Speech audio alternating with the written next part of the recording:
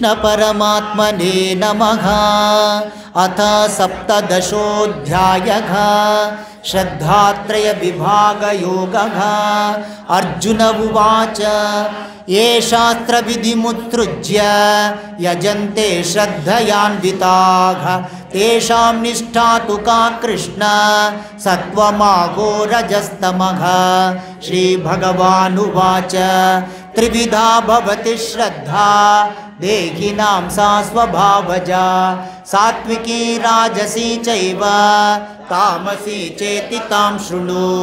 सत्त्वानुरूपा सर्वस्य श्रद्धा भवति भारत।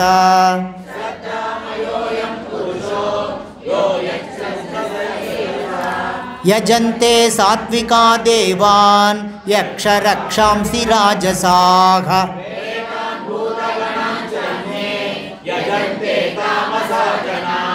अशास्त्रविहितं घोरं तप्यन्ते ये तपोजनाः दम्भाहंकारसंयुक्ताः कामरागबलान्विताः कर्षयन्तः शरीरस्थं भूतग्राममचेतसः मां चैवान्तः शरीरस्थं तान् विद्यासुरनिश्चयान्। आहारस्त्वपि सर्वस्य त्रिविधो भवति प्रियः यज्ञस्तपस्तथा दानं आयुस्सत्त्वबलारोग्य सुखप्रीतिविवर्धनाः।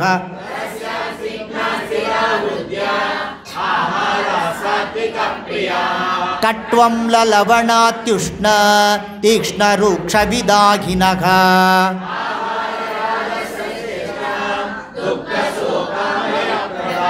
यातयामं गतरसं पूतिपर्युषितं च यत्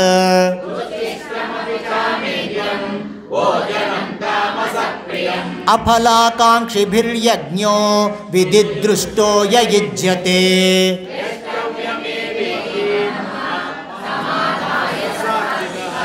अभिसन्धाय तु फलं दम्भार्थमपि चैव यत्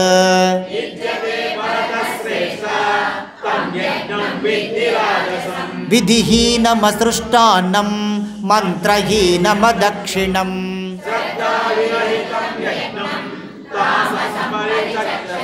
देवद्विजगुरुप्राज्ञ पूजनं शौचमार्जवम्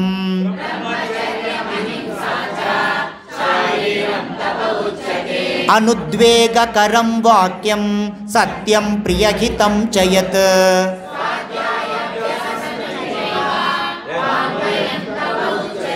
मनःप्रसादः सौम्यत्वं मौनमात्मविनिग्रहः।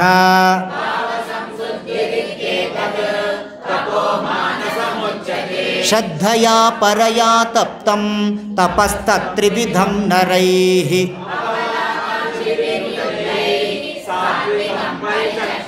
सत्कारमानपूजार्थं तपोदम्भेन चैव यत् क्रियते तदिह प्रोक्तं राजसं चलमध्रुवं मूढग्राहेणात्मनो यत् परस्योत्सादनार्थं वा तत्तामसमुदाहुतं दातव्यमिति यद्दानं दीयतेनुपकारिणे देशे काले च पात्रे च यत्तु प्रत्युपकारार्थं फलमुद्दिश्य वा पुनः दीयते च परिक्लिष्टं तद्दानं राजसंस्मृतम्। अदेशकाले यद्दानम् अपात्रेभ्यश्च दीयते असत्कृतमवज्ञातं तत्तामसमुदाहृतम्। ॐ तत्सदिति निर्देशो ब्रह्मणस्त्रिविधं स्मृतः ब्राह्मणास्तेन वेदाश्च तस्मादोमित्युदाहृत्य यज्ञदानतपक्रियाः प्रवर्तन्ते विधानोक्ताः सततं ब्रह्मवादिनां तदित्यनभिसन्धाय फलं यज्ञतपक्रियाः दानक्रियाश्च विविधाः यन्ते मोक्षकाङ्क्षिभिः सद्भावे साधुभावे च सदित्येतत् प्रयुज्यते प्रशस्ते कर्मणि तथा सच्शब्दपार्थयुज्यते यज्ञे तपसि दाने च तिथिस्तदिति चोच्यते कर्म चैव तदर्थीयं सदित्येवाभिधीयते अश्रद्धया घुतं दत्तं तपस्तप्तं कृतं च यत् असदित्युच्यते पार्थ न च तत्प्रेत्य नो इह। ओम तत्सदिति श्रीमद्भगवद्गीतासु उपनिषत्सु ब्रह्म विद्यायां योगशास्त्रे श्रीकृष्णार्जुन संवादे श्रद्धात्रय विभाग योगो नाम सप्तदशोऽध्यायः। हरिः ओम तत्सत्। श्रीकृष्णार्पणमस्तु।